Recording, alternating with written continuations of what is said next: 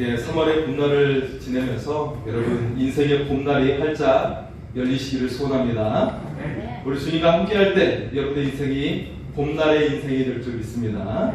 우리 옆 사람이 이렇게 한번 인사할까요? 봄날 같은 인생이 되세요. 인사 나누겠습니다. 봄날 같은 인생이 되세요. 네. 나단의 호손의 큰 바위 얼굴이라는 소설을 여러분 잘 아시죠? 예. 주인공 어니스트는 마을에 있는 큰 바위 얼굴을 보면서 자라게 되었어요.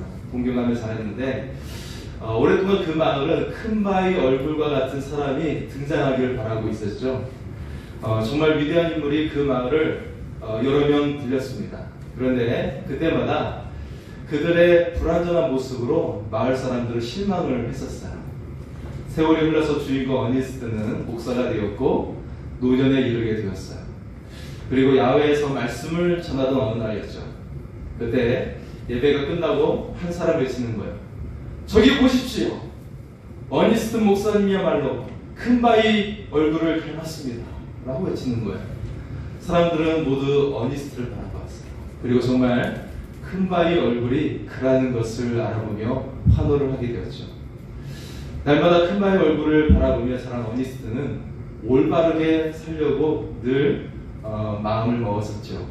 그러는 사이에 그가 어느덧 바로 큰 바위 얼굴과 같은 그런 닮아있는 모습을 하고 있었던 것이죠. 여러분은 하루를 시작할 때마다 무엇을 바라보며 시작을 하나요?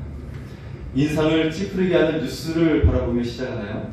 아니면 누군가의 잔소리와 분주함 속에서 하루를 시작하나요? 아직 일어나지 않을 짜증나는 일을 걱정하며 하루를 시작하고 있나요? 우리가 바라보는 것이 여러분 자신을 만듭니다. 만약 사람의 수준보다 나은 것을 볼 수 있다면, 인간의 상식을 뛰어넘고 모든 자연과 세계를 만드신 구세주를 본다면 그 능력이 여러분에게 임할 줄 믿습니다.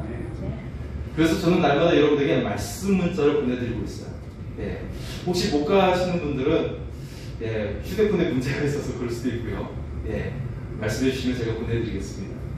자, 이 말씀이 단순한 말씀이 아니라 여러분을 어제보다 나은 사람으로 만들어 줄 줄 믿습니다. 내 다짐으로 되는 것이 아니라 말씀이 우리를 새롭게 만들어 주게 하는 것입니다. 이 말씀이 한 해가 지날 때 여러분은 더욱 빛나는 사람으로 살게 될 줄 믿습니다.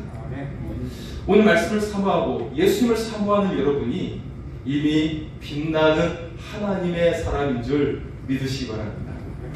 그래서 여러분 옆 사람이 한번 이렇게 인사를 나누겠습니다. 당신은 빛나는 사람입니다. 인사 나누겠습니다. 빛나는 사람입니다. 여러분 눈이 부십니다.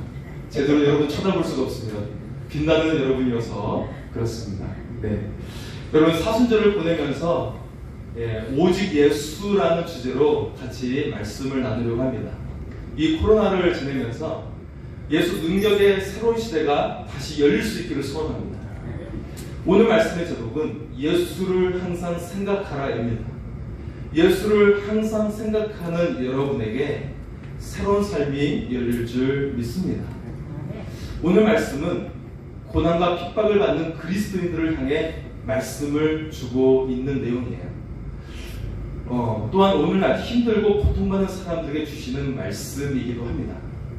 믿음의 주여 온전하게 하시는 이인 예수를 바라보라.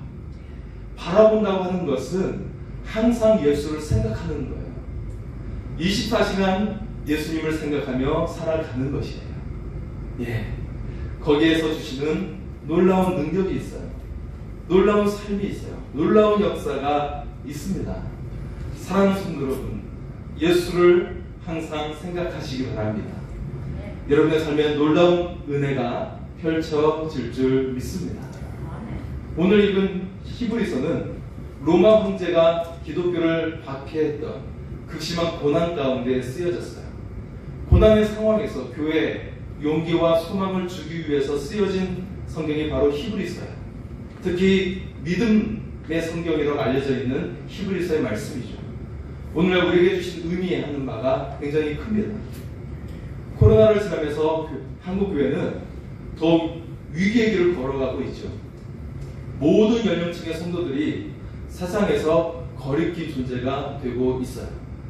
그 학교는 문을 닫고 있고 다음 세대의 앞날이 어두워요. 10년 뒤에 한국 교회는 절반 정도가 사라질 위기에 놓여져 있습니다. 히브리서는 그런 우리에게 새롭게 도전하며 말씀하고 있는 거예요. 그럼에도 불구하고 그리스도는 언제나 역사하심을 믿으라는 것입니다. 예수님의 재림의 시간은 인간의 상황과 상관없이 돌아가고 있어요. 그리고 정확한 것은 이제 얼마 남지 않았다라는 것입니다. 오늘 말씀을 나누면서 구분해야 할 것이 있는데, 복음적인 설교와 인간적인 설교는 명확한 차이가 있다는 것이죠. 만약 오늘 말씀을 인간적인 설교로 전했다면 아마 이렇게 전했을 것입니다. 목표를 이루기 위해서 무거운 것을 벗어버리십시오.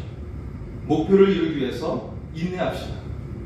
목표를 이루기 위해서 경주를 완주합시다. 이렇게 말씀을 전했을 거예요. 여기에서 목표를 이루는 주체가 예수님이 아닌 것이죠. 이루는 주체가 자기 자신에 초점을 맞추고 있는 것이에요. 하지만 복음적인 설교는 철저하게 예수님께 초점을 맞추는 거예요. 내가 하는 것이 아니에요. 예수를 항상 생각하고 주장하며 주가 나를 통해 이루게 하십니다. 예수 그리스도가 내 속에서 역사하심을 믿는 거예요. 그 주님이 우리 속에 무언가를 행하시는지 보는 거예요. 주님이 내 안에서 역사하심을 경험하는 것입니다. 오늘 여러분의 삶에 역사하시는 주님을 경험할 수 있기를 소원합니다.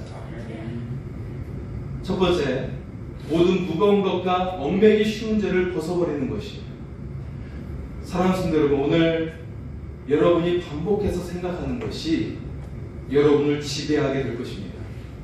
우울한 뉴스를 생각하면 그 우울함이 여러분을 지배하게 될 거예요. 짜증나는 말투가 여러분을 지배하게 될 거예요. 분주한 일들이 여러분을 지배하게 될 거예요. 미워하는 사람을 계속 미워하면 그 미워하는 마음이 여러분을 지배하게 될 것입니다. 그러면 자신도 미워하게 돼요. 나 자신도 미워하게 되는 거예요. 지금 이것이 사탄이 사람들에게 설계하고 있는 계획이에요. 왜 우리나라 청년들의 자살률이 아직도 세계 1위를 하고 있는 것일까요? 지난 3일째라도 20대 여자 3명이 모여서 동반 사망했다는 소식이 있었어요. 서로 모르는 사이였어요. 함께 모여서 그런 일을 한 거예요. 왜 아직도 이런 슬픈 소식이 계속되고 있는 것일까요? 사탄이 설계한 생각을 거부하시기 바랍니다. 오직 예수를 생각함으로, 예수의 능력으로 살아가시길 바랍니다.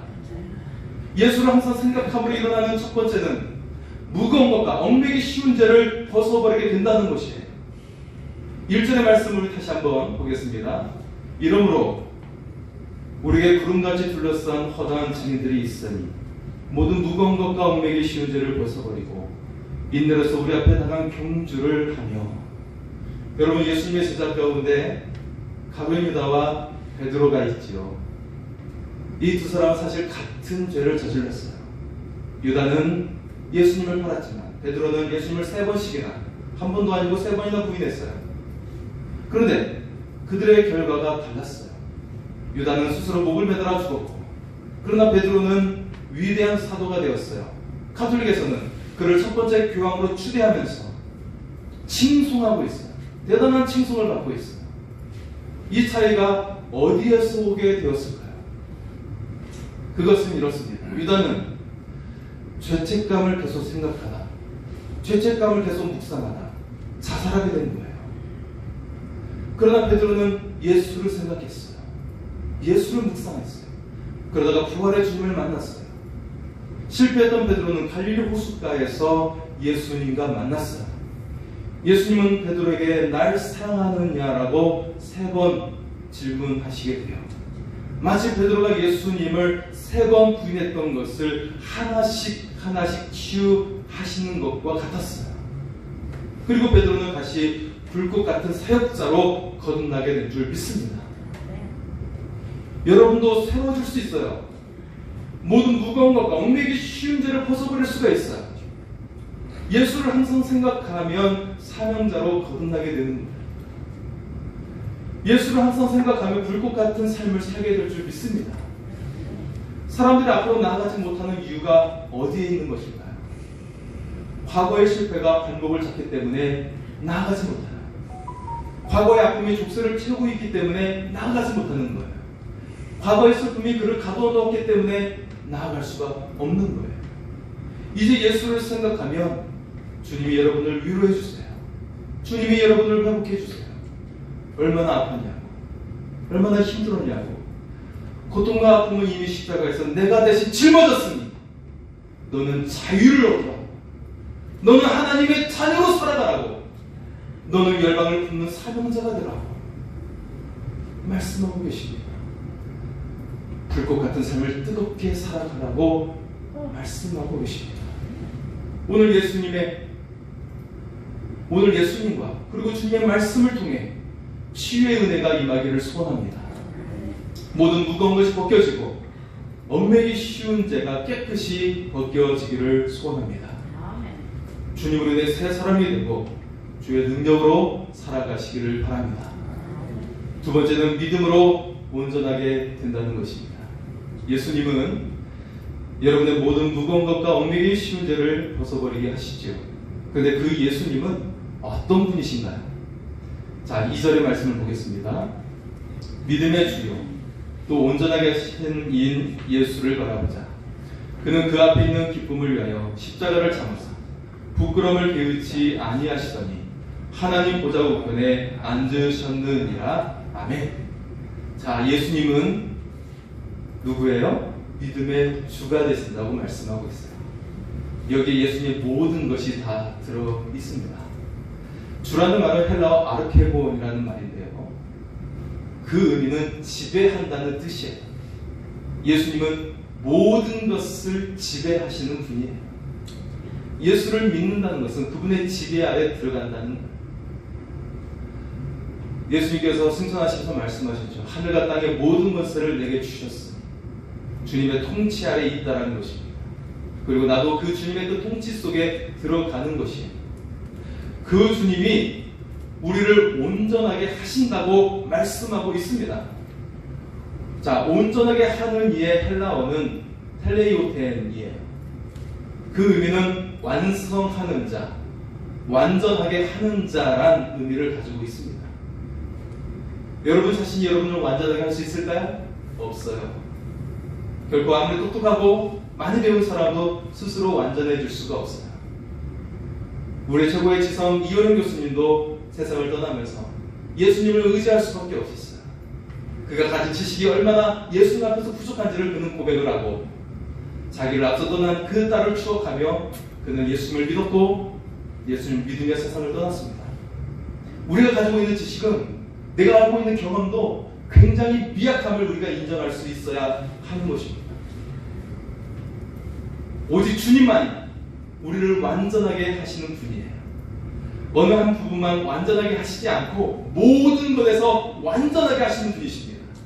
우리의 영과 정과 정신과 지식까지도 완전하게 하시는 주님을 의지할 수 있기를 소원합니다. 한 집사님이 직장에서 좋은 성과를 올리게 되었어요. 그 직장에 수십억의 수익을 올리게 되었어요. 직장은 아주 잔치 분위기였죠. 그런데 그 직장이 그 집사님께 해준 것은 상패 하나에 불과했어요. 상패 하나. 집사님은 생각했어요. 기껏 이 상패를 가지고 여러 날 못 자고 고생하며 이토록 수고했단 말인가. 그리고 하나님께 기도했어요. 만약 나의 일을 통해 더욱 하나님께 영광을 돌릴 수 있다면, 주님의 나라를 위해 더욱 쓰임받을 수 있다면 제가 그렇게 하겠습니다. 집사님은 여러 날 기도한 끝에 그 직장을 사표를 냈어요. 그리고 지하 상가를 얻어서 창고와 사무실을 같이 내게 되었죠. 상가를 내기 위해서 집을 팔아서 월세로 들어가게 되었어요. 그가 하던 일과 비슷한 의료기기 판매하는 일을 하게 되었죠. 목회자인 저는 그 집사님께 집사님을 바라보면서 시작한 그 사업을 위해 기도하면서도 그것이 지하이고 그 지대가 낮은 곳이었기 때문에 여름 장마에 잠기지 않을까 염려가 되었어요. 이처럼 열악한 상황에서 새 일을 시작하게 되었습니다.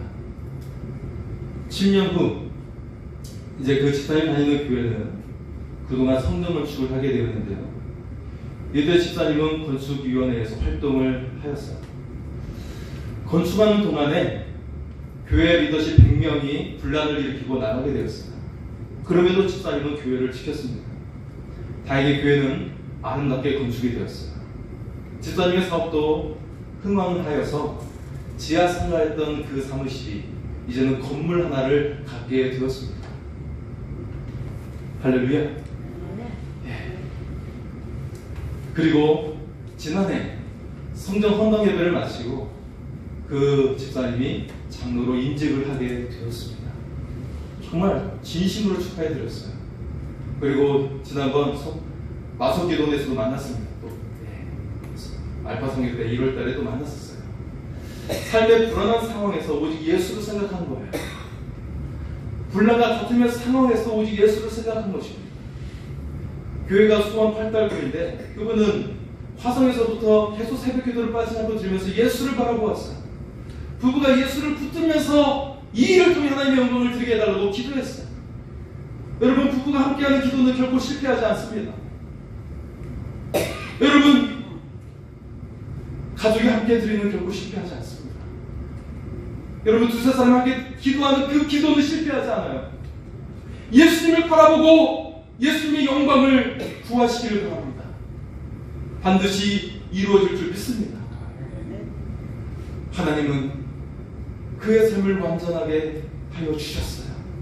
그의 사업을 완전하게 하셨고 그의 신앙을 완전하게 하여 주셨습니다. 항상 주 예수를 생각함으로 완전하게 되시기를 바랍니다. 캘리포니아주 산타모니카에서 비행기 추락사고가 있었어요. 1979년 2월 19일이었습니다. 2200m 산 위에 추락을 했어요. 그 산 꼭대기에는 눈과 얼음으로 덮여있고 온통 바위뿐이었습니다. 그 비행기는 아버지와 아들이 같이 타고 있었는데요.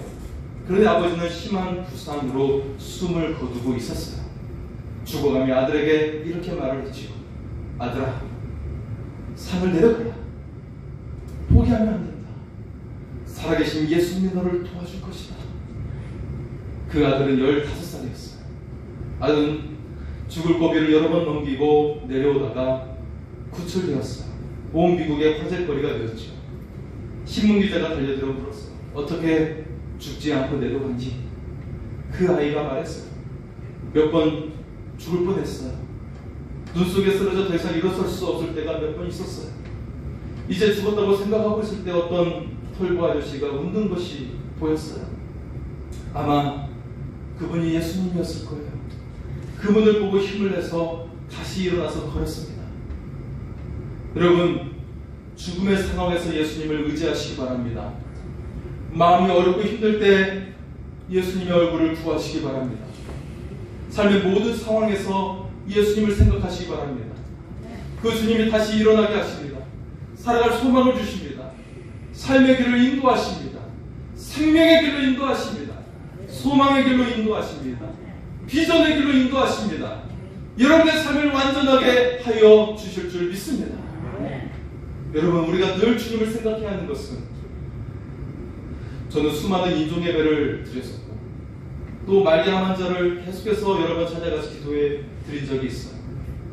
그런데 늘 주님을 생각해야만이 임종의 순간에도 주님을 고백할 수가 있는 거예요. 내 정신이 흐릿해지고 치매 상황이 와도 주님을 고백할 수가 있는 것입니다. 그것이 나의 모든 세포에 남겨져서 주님을 고백하게 되는 것입니다. 우리가 주님을 고백할 때 주님이 우리를 완전케 하심을 믿을 수 있기를 소원합니다. 마지막 세 번째는 고난을 이기고 영광에 이르게 한다는 것입니다. 사순절을 보내고 있어요. 주님이 달리신 십자가는 원래 수치스럽고 저주의 상징이에요. 죄인들이 달리기 때문이죠. 우리가 2절의 말씀을 다시 읽겠습니다. 믿음의 주여 또 온전하게 하시는 이인 예수를 바라보자. 그는 그 앞에 있는 기쁨을 위하여 십자가를 참으사 부끄러움을 개의치 아니하시더니 하나님 보좌 우편에 앉으셨느니라. 아멘. 우리 주님은 십자가를 참으셨습니다. 그 이유는 우리가 구원받을 것을 보셨기 때문이에요. 지금 여러분 한 사람 한 사람이 구원받을 것을 보시고 십자가, 그 발걸음을 한 걸음씩 한 걸음씩 걸어가신 것입니다. 우리가 구원받고 하나님의 자녀가 된 것을 보시면서 그 채찍을 참으시고 피를 다 흘려 그 고통을 인내함으로 참으신 것입니다. 그래서 십자가를 참으신 거예요. 만약에 십자가만 바라봤으면 주님도 그 십자가를 감당할 수가 없었어요. 우리 한 사람 한 사람의 영혼을 보셨기 때문에 그 십자가를 참아내신 거예요. 큰 못에 팔목과 발목을 뚫고 지나가고 그 십자가 달려서 모든 피를 쏟아내시며 모든 생명까지 다 하신 것입니다. 십자가에서 죽는 것을 부끄러워하지 않으시고 하나님의 보좌 우편에 앉으셨음을 믿으시기 바랍니다. 십자가의 주님을 믿을 때 고난을 이기고 영광을 얻게 됨을 친히 보여주신 것입니다. 사랑하는 성도 여러분, 십자가의 주님을 생각하시기 바랍니다. 반드시 고난을 이기고 영광에 이르게 될 줄 믿습니다. 우리가 잘 아는 손양호 목사님께서는 두 아들을 공상당에게 목숨을 잃고 말았죠. 내 목숨보다 아까운 두 아들을 잃었을 때 모든 것이 무너진 느낌이었어요. 그분도 인간이었기 때문에 인간적인 생각이 계속 나올 수밖에 없었죠. 그때 목사님의 시선이 어디에 머물렀을까요? 죽은 두 아들에만 머문 것이 아니었어요. 두 아들을 죽인 공상당에게 머문 것도 아니었어요. 눈을 들어 주 예수를 바라보았어요. 독생자 예수를 달리게 하신 그 하나님을 바라보았어요. 그 순간 아들을 잃은 슬픔이 영광이 되었어요. 유학 보내려던 똑똑하고 잘생긴 아들을 하늘로 유학 보내게 되어 감사합니다 라고 고백을 하게 되었어요. 그리고 너무나도 충격적인 일을 하게 되었지요.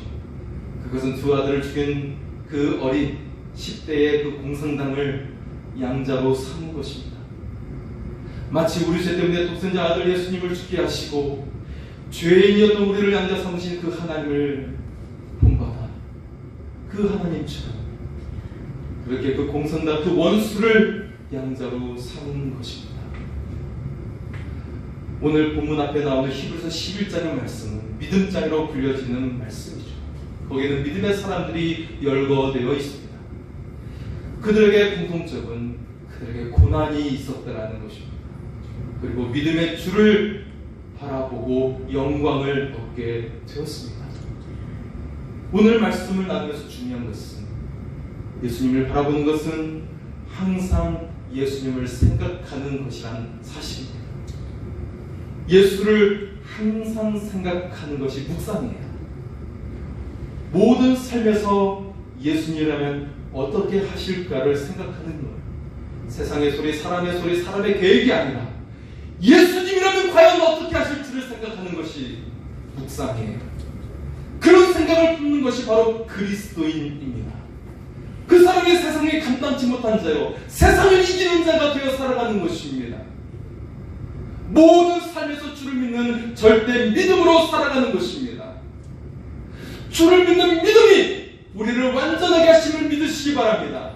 믿음의 여정의 소망이 아니라 여러분의 영과 혼과 육신까지도 정신까지도 지혜까지도 삶의 모든 계획까지도 완전하게 하심을 믿으며 나갈 수 있기를 소원합니다. 지금 여러분에게 있는 고통은 무엇입니까? 아픔은 무엇입니까? 슬픔은 무엇인가요? 주를 믿는 믿음이 모든 것을 이기게 하십니다. 주를 믿는 믿음이 우리를 완전하게 하십니다. 믿음으로 주를 바라며 승리하는 삶이 되시길 바랍니다.